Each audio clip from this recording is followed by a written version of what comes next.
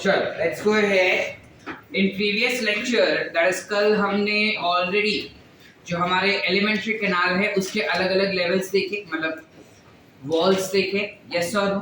चलो फटाफट बताओ, सबसे बाहर वाला वॉल कौन सा है, अंदर वाला वॉल कौन सा है? Mucosa. You've got mucosa wall which you see, right? So let's say this is mucosa, correct? इसके बाहर कौन सा होगा? Submucosa. So you have this which is Submucosa. submucosa, correct? इसके बाहर एक और लेयर रहेगा. Muscularis.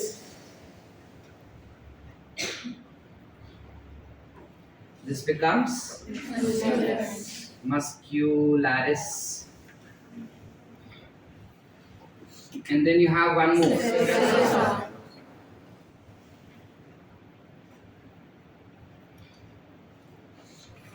Which becomes serosa. Correct? ये ऐसे अरेंज होता है कि नहीं? ये अरेंज ऐसे ही रहेगा इकट्ठा, हम खाली अलग अलग निकाल के देख रहे हैं. Why? Because next what we are understanding today is जब डाइजेशन होता है और मैंने कुछ फूड खाया तो हमारे स्टमक को कैसे पता चलता है कि फूड आया? हमारा स्टमक कैसे जज करता है कि उसके एंजाइम रिलीज करना है? हमारे स्टमक को कैसे पता चलता है कि उसको ऐसा कॉन्ट्रैक्टाइल मोशन करना है, पेरिस्टाल्टिक मोशन करना है? How does your stomach understand, how does your intestine understand that concept? So for that there is another nervous system itself which you see in your intestine and in your histological structures. Meaning तुम्हारे जो walls है elementary canal के, वो walls के अंदर ही एक छोटू सा nervous system जैसा है which is basically responsible to guide how exactly your stomach is going to behave when food enters in your mouth and in your stomach and in your intestines. Are we clear? So let's say कि यहाँ पे you have a lumen, है ना? ये lumen के अंदर let's say खाना आ गया कुछ, you have some food particle that has entered inside. अब जैसे ही food particle अंदर आता है, obviously it will touch the walls of stomach. देखो stomach ना originally कुछ ऐसा है हमारा, बराबर? ये जब पूरी तरह से फूगा हुआ रहेगा तब ऐसा होगा ना, नहीं तो कैसे वो कुछ ऐसा दिखाई देगा सब. जैसे जैसे फूड जाते जाएगा वैसे वैसे ये फूकते जाता है. अभी गेटिंग इट प्रथमेश? होते हैं. तो जैसे ही फूड पार्टिकल इधर चला गया तो यहाँ के जो म्यूकोसा लेयर है दैट विल सेंस इट कि फूड आया. यस और नो? सो म्यूकोसा लेयर ने जैसे ही इसको सेंस किया, यहाँ पे you will have some dendrites. Do you understand dendrites? Yes. Dendrites आते हैं जो साइटोन के पास इंफॉर्मेशन लेके जाएंगे. साइटोन उस इंफॉर्मेशन को आगे कैरी फॉरवर्ड करेगा एक्सॉन पे. This neuron that we see which is carrying an information from the dendrites, that is lumen में कुछ फूड आया, जब ये इंफॉर्मेशन वो कैरी कर रहा है तो इस पर्टिकुलर न्यूरॉन को we call it to be as sensory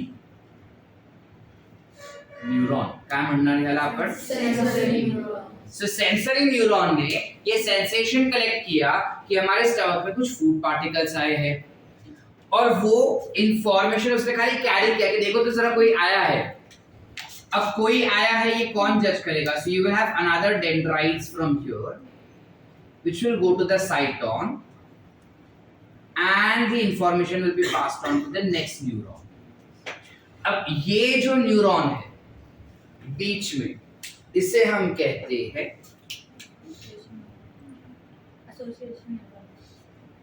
you call this to be as association neuron. You call it as association neuron. ये न्यूरॉन जज करता है, ये समझता है कि अच्छा उधर फूड आया है. अब वो सोचेगा अच्छा फूड आया तो अब मैं क्या करूं, तो वो दूसरे वाले न्यूरॉन को बोलते हैं कि देख जरा फूड आया उधर. अब फूड आया तो वो बोलेगा कि जा जरा सबको बोलो कि काम करना है आगे. ठीक है? तो क्या हो रहा है यहाँ पे? You have food that has came up over here, you have food that has entered inside, you have food that has entered inside by association and that is being sensed by sensory neuron, और sensory neuron से it goes to something called as association neuron. Association neuron जो impulse आया है उसको समझेगा कि what exactly is this impulse, and after understanding it will give that information to another neuron. So you have another dendrites that will come from here, and that dendrite will have some cyton which will understand what this association neuron has passed on information as, and then that information will be passed up to certain cells at this region. Yesterday we have already discussed कि जब mucosa layer होता है और ये lumen हो गया तो mucosa layer के पास there are certain cells which are existing over here. We've discussed this yesterday. Yes. Those cells that we see there are responsible for secretion of some enzymes. They're responsible for secretion of some hormones. They're responsible for secretion of some chemicals. Yes or no?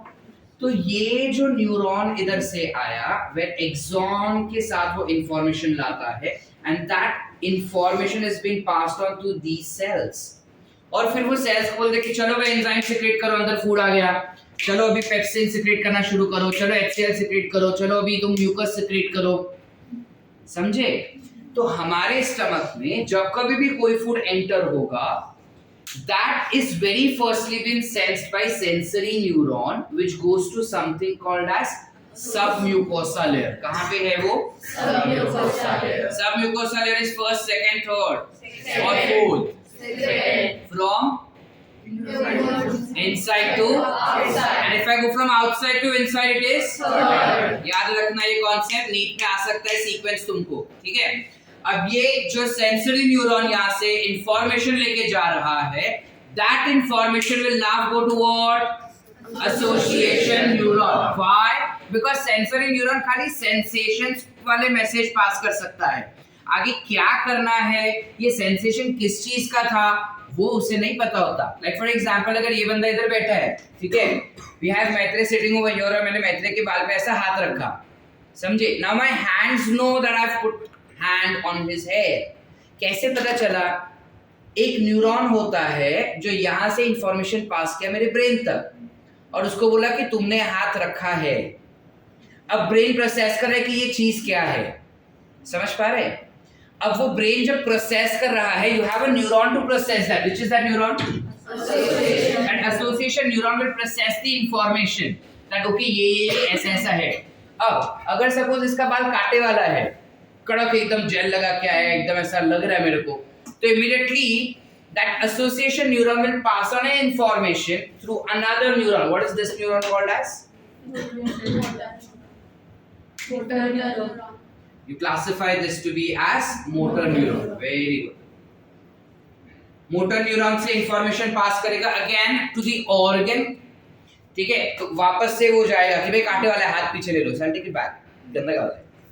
लेकिन अगर मऊ मऊ वाले तो क्या बोलेगा, थोड़ा और सहला उसको, अच्छा है. समझ पा रहे हैं? So that is how the information has been passed, and that is how your stomach realizes that food has entered, so you're supposed to go for digestion.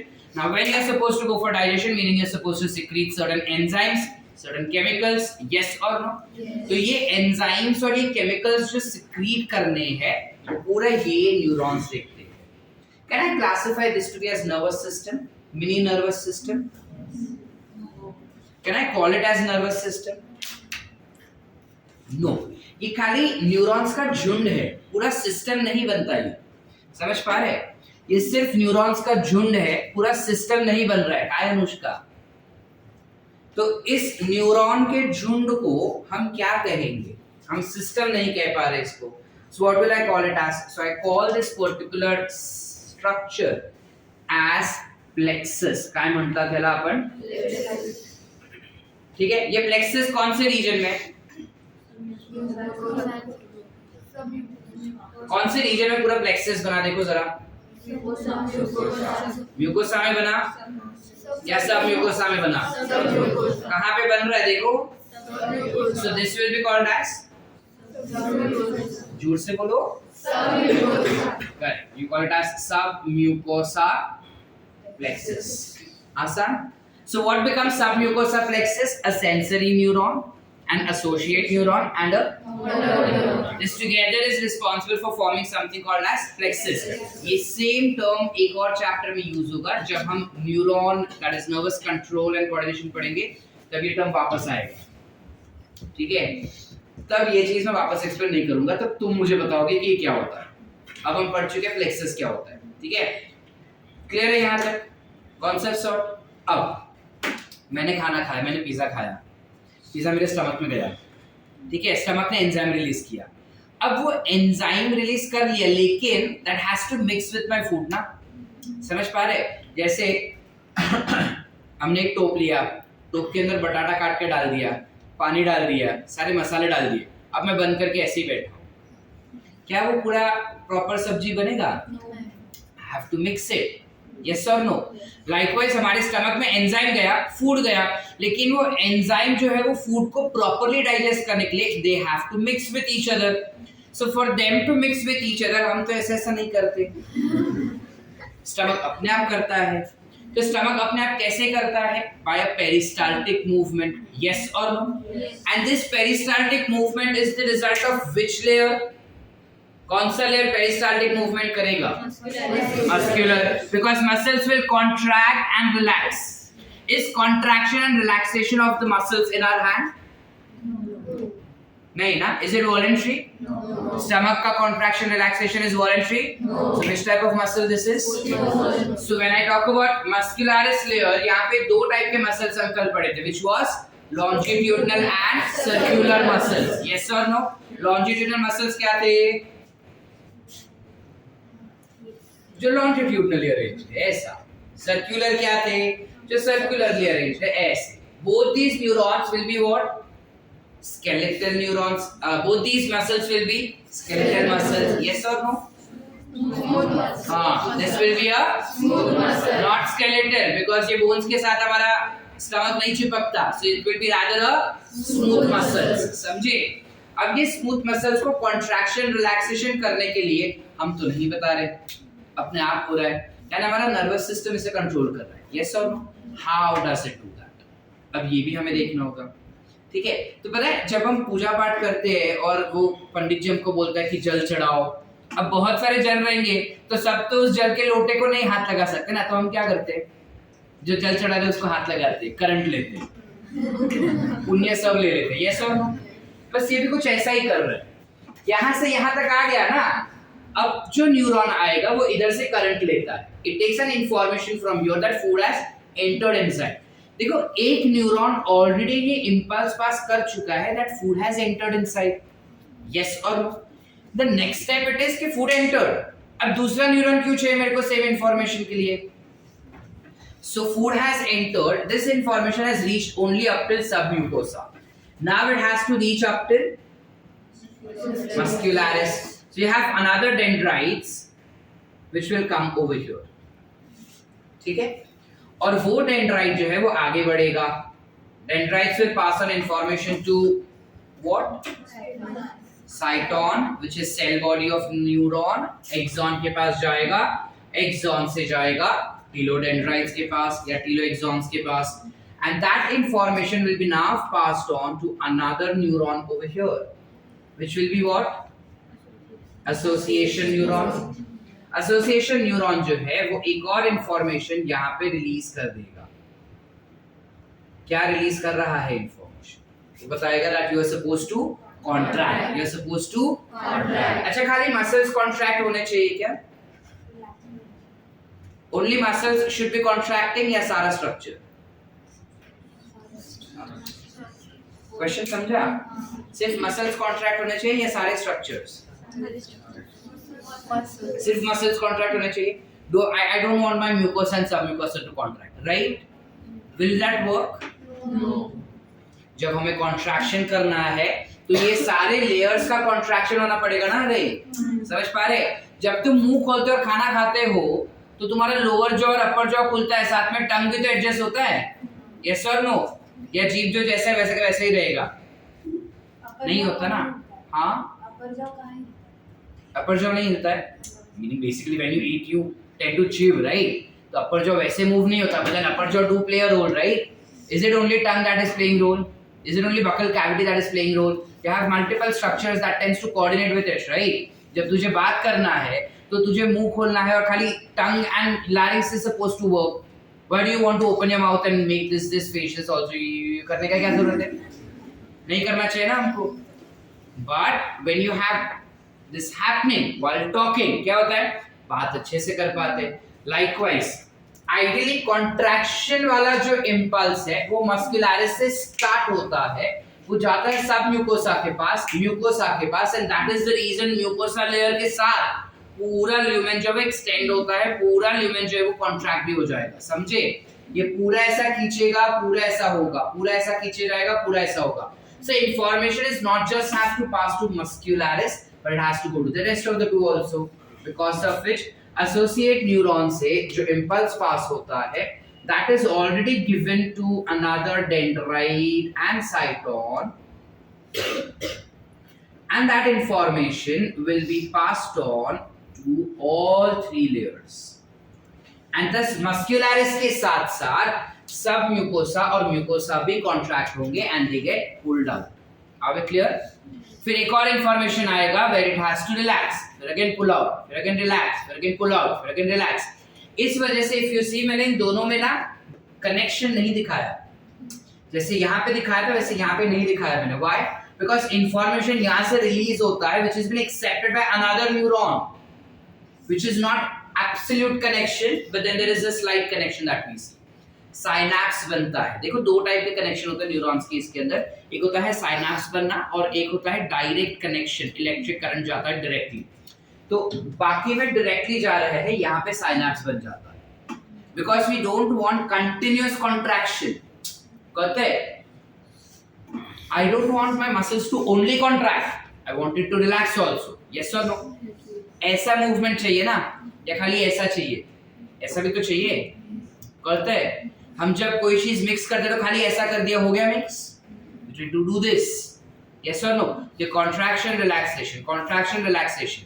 So I don't want my information to pass continuously. That is the reason that synapse यहाँ पे बनता है. Are we clear बेटा? Any doubts? चले आगे. अच्छा ये कौन सा लेयर है? मस्कुलरिस. यहाँ पे भी प्लेक्सस बनेगा. यस और नो? यस और नो? सो यहाँ पे जो प्लेक्सस बना उससे हम क्या करें? मस्कुलरिस प्लेक्सस नहीं, सबक्यूस में जा रहा है ना. So sure you call it as myocentric या mesenteric plexus. You call it as myocentric और mesenteric plexus. Myocentric, myo meaning muscles. याद आ रहा है? Myoglobin, myocardium, myometrium, myo meaning muscles. So this is nothing but a muscular layer. Are we clear with the concept? Yes. Did we understand the nervous coordination that we see in your stomach or in your alimentary canal for food digestion? Everyone? Yes. Any doubt so far? So ये हमने क्या किया? अभी food हमने oesophagus से लाया और stomach के अंदर डाल दिया. अब स्टमक के अंदर फूड डाइजेस्ट कैसे हो रहा है वो हमको देखना. ठीक है? माउथ रीजन में हमने फूड को ऑलरेडी डाइजेस्ट कर लिया था. यस और नो? फूड को डाइजेस्ट किया था कि नहीं किया था? नहीं. हाँ पार्शियल डाइजेशन किया ना. ऐसा क्वेश्चन मार्क बना के क्यों बैठे? माउथ में हमने क्या डाइजेस्ट किया? स्टार्च डाइजेस्ट किया. How much percent of starch got digested? 30% starch got digested. उसे कंप्लीट डाइजेशन भी करना है ना. तो हमारा बॉडी ना डाइजेशन एक बार में कंप्लीट नहीं करता. वो जब मारता है ना किसी को, सुकून में मारता है, धीरे धीरे, स्टेप बाय स्टेप. तो आधा तो ऑलरेडी वो कट हो चुका है माउथ में, आधा नहीं 30%. ठीक है? थोड़ा जो बचा हुआ है वो इंटेस्टाइन में जाएगा, यहाँ पे नहीं ब्रेक डाउन होता. स्टमक में क्या होता है? So when we talk about stomach, very firstly the structure of stomach will appear somewhat like this. कुछ ऐसे जाएगा ये. Yes or no? अब this is your esophagus. Peristaltic movement से food जो है वो इस region तक आ चुका है. Yes or no? यहाँ पे आने के बाद ये जो region इधर दिख रहा है ना, ये वाला region, इस region में फूड जो है उसको काफी जोर लगा के अंदर जाना पड़ता है because it is going to now enter in stomach region. तो फूड जो है वो काफी जोर लगा के अंदर जाता है। Why is that so? Is because here you have a sphincter which is present. इस रीजन पे वी हैव स्फिंक्टर प्रेजेंट। अब स्फिंक्टर क्या होता है? I give an example. जब हम डीमार्ट वगैरह जाते हैं या फिर कहीं पे भी कोई फूड पार्टिकल्स खरीदते हैं, ठीक आहे, लेट्स से आय हॅव माझ्याकडे एक पिशवी आहे, त्या पिशवीत मी माझं सगळं जे काही आयटम्स आहेत ते टाकले, त्यानंतर पिशवी आपण वरतून असं क्लॅम्प करणार आणि क्लॅम्प करून असं पकडून ठेवतात. इमॅजिन मी असं रबर बँड बांधले तिकडे. आता रबर बँड मी बांधलं तर काही फूड असेल तो वरतून खाली जाणार, तर खाली जाताना मी सांगितलं रबर बँड नाही उघडायचं, आतलं बाहेर पडू शकतं. तर त्या फूड पार्टिकल्सला आत टाकायला मला खूप जोर लगावा लागणार. बराबर बोला ना मराठी? काफी जोर लगाना पड़ेगा मेरे को. यस और नो? लाइकवाइज यहाँ पे सेम चीज होता है. फूड ईसोफेगस से जब स्टमक में जाता है तब ऐसे जोर लगा के अंदर घुसेगा, और जब वो अंदर घुसता है ना उसके बाद it will enter in something called as stomach. Are we clear? Did you understand? अच्छा, जब वो फूड अंदर एंटर हुआ तो वो स्फिंक्टर के द्वारा एंटर हुआ. स्फिंक्टर किसके बीच में? इसोफेगस और स्टमक के बीच में. सो इस स्फिंक्टर को you can call it as you can call it as gastroesophageal sphincter. काय म्हणू शकतात आपण? gastroesophageal sphincter. काय म्हणू शकतात? gastroesophageal sphincter. Are we clear बेटा? Any doubts so far? चले आगे. So gastroesophageal sphincter because esophagus और gastric substance के बीच में स्टमक को गैस्ट्रो या गैस्ट्रम भी कहते हैं. Are we clear? So gastroesophageal sphincter. इस स्फिंक्टर को एक और नाम दिया जाता है which is cardiac sphincter. Cardiac म्हणजे काय? हार्ट. तो इधर तो दिल नहीं धड़कता अपना, तो काहे इसे कार्डियक स्फिंक्टर कह रहे हैं? दैट इज बिकॉज ये जो रीजन होता है ना स्टमक का, वो इधर हार्ट होता है अपना. It is very close to heart. मैंने तुमको फर्स्ट लेक्चर में बताया था कि अपने हार्ट इधर है और एग्जैक्टली नीचे यहाँ पर अपना स्टमक होता है. ये स्टमक नहीं होता, ये इंटेस्टाइन्स होते हैं. Stomach is here close to heart. तो काफी बार क्या होता है जब हम बहुत एसिडिक सब्सटेंस मतलब बहुत पाव भाजी खा लिए, ठीक है, जैसे हमने पाव भाजी बहुत खा लिया या हमने सोया सॉस बहुत अपना ये शेजवान राइस बहुत खा लिया, शेजवान सॉस बहुत खा लिया, तो अपने को एसिडिटी फील होता है ना, जलन होता है. तो जलन पेट में होता है, लेकिन हम क्या बोलते थे? छाती में जल रहा है, छाती में जल रहा है. क्यों जलता है छाती में? वो छाती में नहीं जलता, पेट में ही जलता है. लेकिन क्योंकि वो पेट का रीजन छाती के नजदीक है ना, इसलिए you classified to be as हाँ ओके छाती. इसलिए ऐसा लगता है कि छाती में जलन हो रहा है, और इस रीजन को you will call it as cardiac. This sphincter is called as cardiac sphincter या फिर गैस्ट्रोएसोफेजियल स्फिंक्टर. मजे की बात ये है कि ये जो रीजन है ना स्टमक का, ये वाला इतना रीजन, क्योंकि वो हार्ट के करीब होते हैं, इसलिए इस रीजन को भी you call it as cardiac region. You call it as cardiac region. ठीक है. फिर ये जो इधर ऐसा बल्ज हुआ ना, ठीक है, इस बल्ज्ड रीजन को यानी this much part is called as fundus. काय म्हणतात? फंडस. इस रीजन को you call it as body. Call it as body. और ये इतना जो रीजन अपने को दिख रहा है, इस रीजन को you call it as pylorus या pyloric layer. Pyloric region. Are we clear?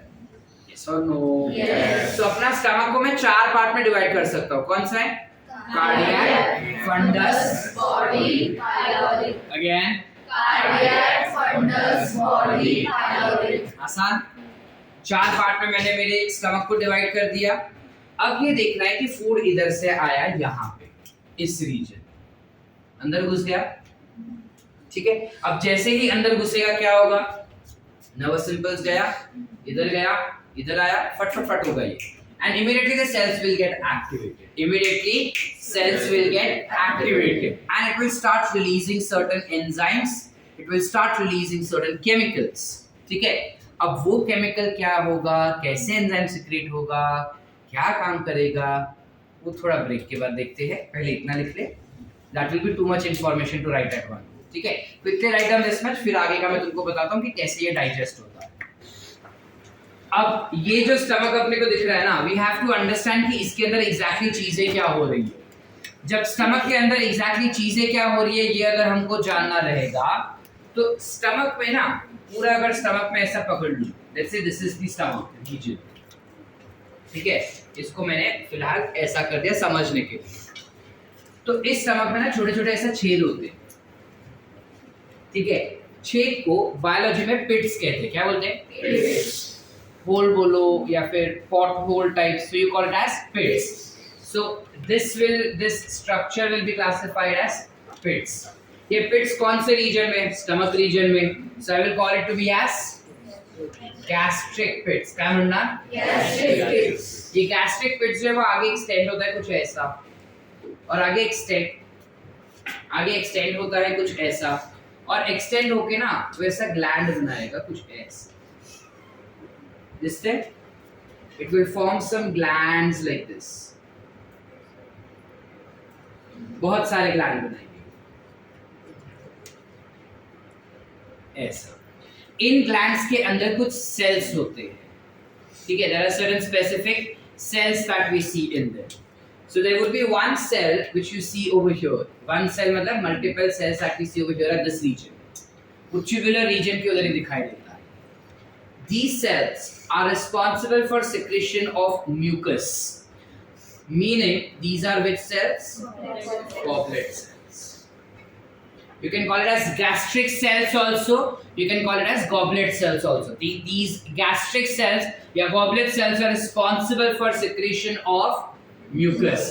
क्यों mucus secrete करना है ये थोड़ी देर बाद समझते हैं। फिलहाल हम पहले समझ लेते हैं कि किधर क्या मिलता है अपने, बाद में उसके functions देखते हैं, ठीक है। So you have goblet cells which you see over here that is responsible for secretion of mucus. To be very specific ना, actually वो mucus नहीं secrete करता, वो mucus जैसा ही chemical secrete करता है, इसको mucin कहते हैं। लेकिन हमारा NCERT बोलता है mucus, तो हम पकड़ के चलेंगे mucus, because NCERT हमारा भगवान, ठीक है, भगवान ने बोला mucus secrete हो रहा है तो mucus secrete होता है।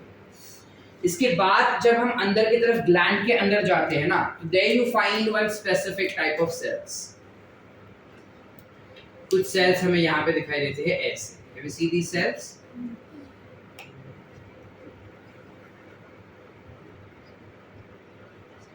अब ये जो सेल्स अपने को दिखाई दे रही है, these cells are called as auxentic cells.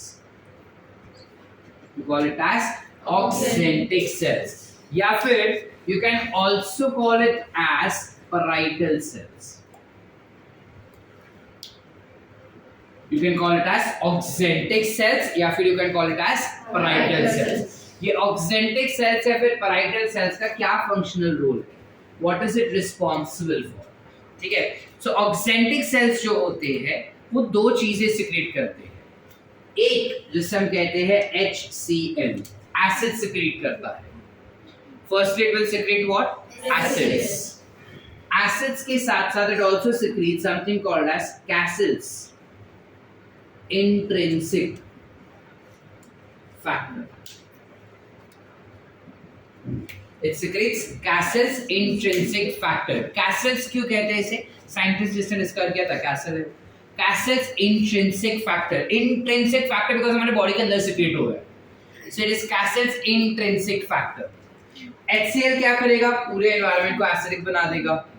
उस एसिडिक एनवायरनमेंट से हमारे जो गैस्ट्रिक सेल्स है यानी स्टमक के सेल्स है वो उतने हाई एसिडिक कंडीशन की वजह से मर सकते हैं, तो उनको मरने से बचाने के लिए म्यूकस का लेयर लगाया जाता है। So when I talk about stomach over here, imagine पूरा एसिड से भरा हुआ है, तो ऑब्वियसली इधर जो सेल्स रहेंगे वो सेल्स मर जाते हैं ना, जल जाएंगे। एसिड माने कितना एसिड? एसिडिक माने 1.8 होता है pH। The pH in our stomach because of HCl is 1.8 and 1.8 pH is a very high acidic pH, very high। कितना एसिड सर? मतलब अगर इसको मैं मेरे उंगली पे डालूं तो मेरा उंगली जल जाएगा, ठीक है, मेरे हड्डी जो है वो भी पिघल जाएगी, इतना ज्यादा एसिडिक होता है। तो हमारा स्टमक पिघलता है क्या? नहीं ना। हम ऐसे वॉशरूम सुबह जाए और नया स्टमक बन के बाहर निकले बिकॉज पुराना पिघल गया, that doesn't happen. Why? Because उसको पिघलने से बचाने के लिए you have something called as mucus which is goblet cell. अब देखो जब एसिड इधर से सिक्रेट होता है ना, उसके पहले म्यूकस लग जाना चाहिए, क्योंकि अगर एसिड सिक्रेट होने के बाद म्यूकस आया तो म्यूकस का कुछ काम ही नहीं है। इस वजह से you will find mucus cells ऊपर, एसिडिक सेल्स नीचे। समझे कि नहीं समझे? क्लियर है? कैसल्स इंट्रिंसिक फैक्टर क्या होता है बताता हूं थोड़ी देर में, रुक जाओ चीज, ठीक है। फिर आता है नेक्स्ट, जो इसके बाजू में ही अपने को दिखाई देगी कुछ ऐसे।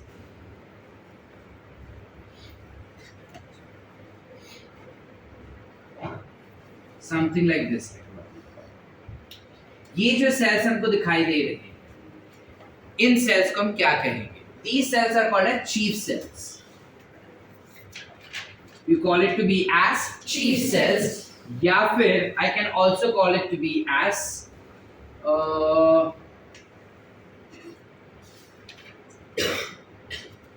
peptic cells. Yeah, you can call it as chief cells या फिर you call it as peptic cells. ठीक है?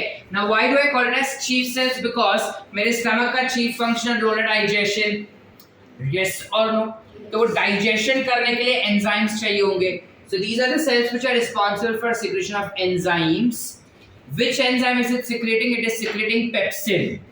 Since it is secreting pepsin, the name of that cell also becomes peptic cells. सिर्फ पेप्सिन रिलीज करता है क्या? नहीं, it also releases two more enzymes. ठीक है, so when we talk about chief cells या पेप्टिक सेल्स, वो तीन चीजें सीक्रेट करता है। एक, इट सीक्रेट्स पेप्सिनोजेन। दूसरा, it secretes rennin, RENNIN, it secretes rennin.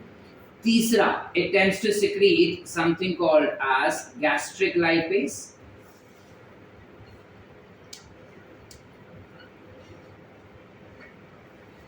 ठीक है, it secretes something called as gastric lipase. Are we clear? अब नाम से हमें काफी चीजें पता चल जाएगी। अगर मैं लाइपेज का बताऊं तो इट इज डिग्रेडिंग लिपिड्स। ठीक है, रेनिन क्या करता है थोड़ी देर के बाद बताता हूं क्या करता है। पेप्सिनोजेन क्या करता है, और पेप्सिनोजेन क्यों? हम तो बचपन में पेप्सिन पढ़े थे सर। देखो, हमारे बॉडी में जितने भी एंजाइम्स बनते हैं या सिंथेसाइज होंगे, most of them are always synthesized in inactive form. जितने भी एंजाइम्स हमारे बॉडी में बनते हैं, वो सारे enzymes majority of the time inactive form में बनाए जाते हैं। क्यों सर? अलग अलग रीजंस है उसके। पहला रीजन, अगर हम सिर्फ पेप्सिनोजेन के बारे में फोकस करके पढ़े, तो पेप्सिनोजेन अगर एक्टिव फॉर्म में बनाया हमारे सेल ने, तो हमारे सेल्स के प्रोटीन ही खाने लगेगा ना। सेल्स में प्रोटीन किधर होगा? मेम्ब्रेन के अंदर। तो हमारे मेम्ब्रेन को खाने लगेगा मेम्ब्रेन के प्रोटीन्स। यस और no? Do I want that to happen? That's why the enzyme that is synthesized will always be in inactive form. So pepsinogen inactive form में सीक्रेट करता है, बनाया जाता है। सीक्रेट होगा वो भी इनएक्टिव फॉर्म में सीक्रेट होगा।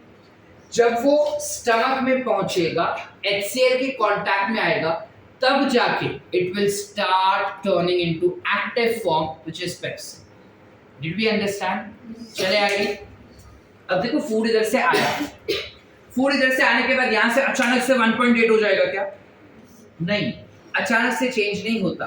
फूड इधर जब आता है ना, तब धीरे धीरे सारे एंजाइम्स रिलीज होते हैं, HCl आता है, फूड के साथ मिक्स होता है। जब माउथ से फूड इधर आया था, तब उसका pH कितना है पहले वो जानना जरूरी है। So माउथ में जब हम सलाइवा के बारे में पढ़े, yesterday I forgot to mention that saliva का pH is 6.8, which is towards neutral. ठीक है, सलाइवा का pH is 6.8. तो जब फूड नीचे आ रहा है towards stomach, pretty obvious वो 6.8 में नीचे आ रहा है कि नहीं? अब 6.8 में जब वो नीचे आता है स्टमक के अंदर, वो क्या हो रहा है? It is getting mixed with HCl. अब HCl से मिक्स होने पे एकदम से pH चेंज नहीं होता, तो कार्डियक रीजन में उसका pH रहेगा, that will be somewhere around 5-6 के आसपास होगा। फिर जब वो फंडस रीजन में आता है, तब वो थोड़ा और कम हो जाता है, which is towards it comes up as like let's say 3 या 4 हो जाता है, और बॉडी में आने तक द pH बिकम्स 1.8। और इस pH में जितने भी प्रोटीन्स होते हैं, उनका ब्रेकडाउन शुरू हो जाएगा with the help of pepsins. Are we clear? Did we understand? Did peptin get broken down in mouth? Did protein get broken down in mouth? No. So this is the first place where protein gets broken down. Can come in our NEET examination. The first site where protein breakdown takes place becomes your stomach. The first site where carbohydrate breakdown takes place will be your mouth, buccal cavity. The first place where lipid gets broken down will be stomach again. Are we clear बेटा? चले आगे, ठीक है। अब जब हम आगे बढ़ेंगे इस चीज को समझने के लिए, let us try to understand इनके फंक्शनल रोल्स क्या है, ठीक है। So talking about their functional roles, when I talk about pepsinogen very first, क्या होता है, ये जो पेप्सिनोजेन है that will get converted to pepsin with the help of HCl. जैसे ही पेप्सिन एक्टिवेट हो जाएगा, it will be responsible for breakdown of proteins. अब मैंने क्या बोला, धीरे धीरे करके तोड़ेगा, पूरा एक साथ तोड़ता है क्या? नहीं, धीरे धीरे तोड़ता है. तो protein is basically a chain of amino acid, जिसे हम क्या कहते हैं? पॉलीपेप्टाइड्स. यस और no? It is a chain of amino acid to what you call it as polypeptide. ये पॉलीपेप्टाइड्स को जब तोड़ना होगा मुझे, तो वो छोटे छोटे पेप्टाइड्स बनेंगे, कळतंय? म्हणजे जर असं पॉलीपेप्टाइड आहे माझ्याकडे, तर हा पूर्ण पॉलीपेप्टाइड एकत्र नाही तुटणार, छोटे छोटे पेप्टाइड्स बनणार आहेत, which could be dipeptide, tripeptide, tetrapeptide, ठीक आहे, डेकापेप्टाइड म्हणजे 10 अमीनो एसिडचा पेप्टाइड असू शकतो. पण पूर्ण तो मोठा पॉलीपेप्टाइड जो आहे तो एक एक single unit of amino acid मध्ये आता ब्रेक नाही होणार, तो इंटेस्टाइन मध्ये ब्रेक होणार आहे. कसं काय ते बघूया आपण नेक्स्ट एपिसोड मध्ये, नेक्स्ट वीक. याद रखिए. So protein will get broken down into something called as peptone, or you can also call it as peptides. Peptone is a protein only, but a small protein. ठीक है? So बड़े protein को छोटे protein में convert करते हैं, जिसे हम पेप्टोन कहते हैं. If you remember, पेप्टोन के बारे में हम मेंशन किए थे that they are derived proteins. याद आ रहा है? बायोमोलिक्यूल्स. कल उसी का टेस्ट है ना, याद आ रहा है?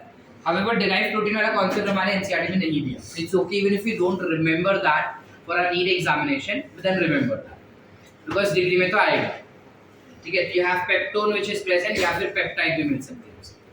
इतना ही ब्रेकडाउन होगा. इसके आगे वाला ब्रेकडाउन जो रहेगा that will take place in intestine, ठीक है. इसके अलावा you also have something called as renin which is present. Renin क्या काम करता है? तो हमारा रेनिन जो रहेगा, firstly this is secreted only in infants. ये सिर्फ और सिर्फ इन्फेंट्स में ही सिक्रीट किया जाता है, हमारे बॉडी में नहीं सिक्रीट होता. हमारे बॉडी में एक एन वाला रेनिन सिक्रीट होता है, ये 2 एन वाला रेनिन है. सर ये क्या बात हुआ? थोड़ा है ट्रिकी है. 2 एन वाला रेनिन डाइजेशन में यूज होता है, एक एन वाला रेनिन एक्सक्रीशन में यूज होता है. एक्सक्रीशन में क्या करेगा? जब एक्सक्रीट करेंगे तब पहले डाइजेस्ट तो कर ले, फिर एक्सक्रीट सोचेंगे, बराबर ना उनका. सो ये वाला रेनिन क्या काम करता है? और हमने कहा ये सिर्फ बच्चों में होता है. क्यों बच्चों में सर? हमारे में काहे नहीं? बिकॉज बच्चों के अंदर काफी बार तुमने देखा हो कि जब वो दूध पीते हैं और दूध पी के जब वो ऐसा सो जाते हैं गलती से, तो ऐसा उल्टी निकलता है, और वो उल्टी ना ऐसा दही जैसा निकलता है. इफ यू सीन एवर, जाड़ा होता है दूध से. Why does that happen? Is because it has already acted upon by something called as renin. ये क्या बात हुआ? दूध, सिर्फ दूध इन्फेंट्स पीते हैं, हम दूध के साथ दूसरी भी चीजें खाते पीते हैं. So we don't want rennin, we have other enzymes to do that work.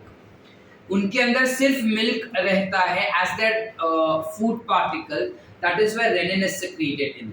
So rennin क्या काम करेगा? हमारे पास there is something called as casein. पता है क्या होता है casein? What is casein? Milk protein. Casein is a Milk protein. Milk sugar क्या है? लैक्टोज. मिल्क प्रोटीन क्या हो जाएगा? Casein. So this casein tends to get converted to something called as paracasein. Casein gets converted to paracasein with the help of a particular enzyme called as renin.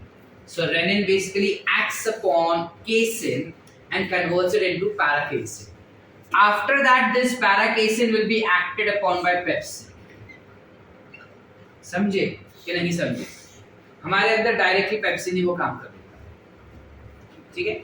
But बच्चों के अंदर पहले rennin वो casein को पैराकेसिन में convert करता है और फिर पेप्सिन उस पे काम करेगा, which will ultimately lead to the production of peptone या फिर peptides. Are we clear? Yes or no, beta? Yes. So did we understand the function of renin? Everyone? We come for the next, which is what? Yes. Lipase. Gastric lipase. ये lipase क्या काम कर रहा है?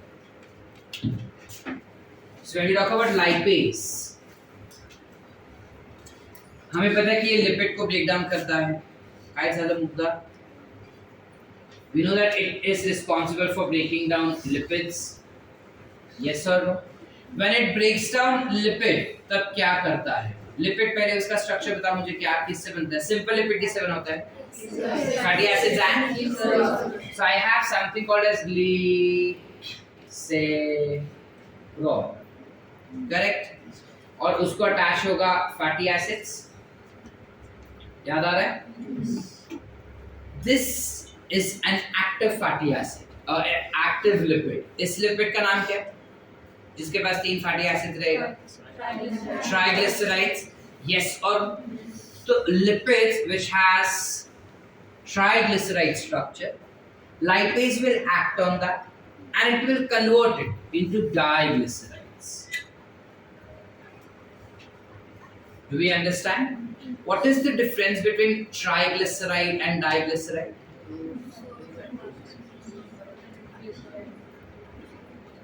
तो खाली karate ही करता है क्या? ये पढ़ाई भी करता है कभी? चलो बताओ. Triglycerides में एक फैटी एसिड्स कम हो जाए, बाकी कॉन्सेप्ट से. You'll have glycerol and 2 fatty acids. That becomes diglyceride. Are we clear बेटा? तो diglyceride आगे टूटेगा नहीं क्या? टूटेगा. रुको जरा, सब्र करो. You go to intestine and will understand that. I hope यहाँ तक कॉन्सेप्ट क्लियर है. Cassell's intrinsic factor नहीं बताया सर. Cassell's intrinsic factor क्या होता है? हमारे बॉडी में जब हम फूड कंज्यूम करते हैं तो काफी सारे विटामिन्स भी अंदर साथ में जाते हैं. उन विटामिन को एब्सॉर्ब करने के लिए you have Cassell's extrinsic factor. उस एक्सट्रिंसिक फैक्टर को एक्सेप्ट करने के लिए you have Cassell's intrinsic factor. समझे या नहीं समझे? हमको विटामिन्स को एब्सॉर्ब करना है. अब विटामिन्स को एब्सॉर्ब करने के लिए you have a factor called as Cassell's extrinsic factor, जो फूड में से हमको मिलता है. समझ पा रहे कि नहीं समझ पा रहे? फूड में से हमको विटामिन मिलता है. Cassell's intrinsic factor will be secreted when you have food, that is vitamin coming in contact with it. ठीक है? वो कहाँ पे secrete होता है, कैसे होता है, वो सब छोड़ो इसको. Not interested. You have something called as Cassell's extrinsic factor, which is responsible for absorption of vitamins. तो अब इसके पास सारे विटामिन्स आ गए. अब ये मेरे बॉडी में एब्सॉर्ब होने चाहिए, तो उनके एब्सॉर्प्शन के लिए I have Cassell's intrinsic factor, जो एक्सट्रिंसिक फैक्टर को खींचेगा, सारे विटामिन्स लेके वापस बाहर फेंक देगा. समझे कि नहीं समझे? बाहर मतलब किधर? बॉडी के अंदर ही फेंकेगा, बॉडी के बाहर नहीं जाता. अब वो वापस फेंक देता, बोलता है जा जाके विटामिन लेकर आ. अब ये एक्सट्रिंसिक फैक्टर जाता है, जाके जिधर जिधर विटामिन दिखा उधर उसने ले लिया. अब लेके वापस उसको कौन अट्रैक्ट कर रहा है? उसको जाके सारे दे दिए उसने. समझे? इसके डिटेल्स हमको कहीं पे आने नहीं वाले, डिग्री में काम लगेगा तुमको, अभी कहीं पे नहीं आने वाला. अभी खाली याद रखो कि कुछ ऐसा स्ट्रक्चर होता है जो ये काम कर रहा है. बस यहाँ तक क्लियर है बेटा? Any doubts? एक बार रिवाइज करें. खाली इतना पार्ट, ग्लैंड वाला पार्ट, ठीक है? बाकी सब आई गेस इजी है, कुछ नहीं है उसके अंदर. अच्छा, इंपॉर्टेंट बात कर चुके हैं, बदन फिर भी स्टमक कर रहे हैं तो वापस वो कर ही लेते हैं. कितने टाइम का फूड इधर रहता है? 4 to 5 hours. It stays here for 4 to 5 hours. चलो, गेटिंग बैक. स्टमक के अंदर कुछ छेद होते हैं, छेद को क्या कहेंगे? गैस्ट्रिक पिट्स. गैस्ट्रिक पिट्स जो रहेंगे वो आगे जाके एक्सटेंड होता है और ग्लैंड बनता है. सुशांत, ग्लैंड्स के नाम क्या हो जाएंगे?